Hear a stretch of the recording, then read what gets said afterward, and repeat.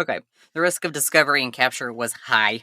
The planter created so much smoke and noise, because it's a steamship, that Robert knew he couldn't just rush through the Confederate waters undetected. Like, he couldn't do this quickly. The ship had to appear to be on a routine mission under the command of its 3 white officers who were always on board when it was underway. And Robert had come up with an inspired way to do just that. Protected by the darkness of the hour, Robert would impersonate the white captain by putting on the man's naval jacket and wide-brimmed straw hat and impersonating his distinctive way of pacing the deck was his plan. Amazing. Oh, wow. Method acting. Yeah, no fucking kidding. But this was also dangerous, of course. Mm-hmm. Yeah. So first, the 3 white officers posed an obvious obstacle, and Robert and his crew would have to find a way to deal with them. And second, they would have to avoid detection by the guards at the wharf as they seized the planter.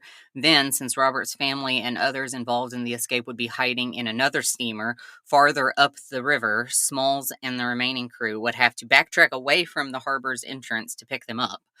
The planter's movement up the river and away from the harbor was likely to attract the attention of sentries posted among the wharves. If everyone made it on board, the party of 16 men, women, and children would then have to steam through the heavily guarded harbor. If sentries at any of the fortifications or the batteries realized something was amiss, they could easily destroy the planter in seconds. Oh, jeez. Yeah, this is scary. High stakes.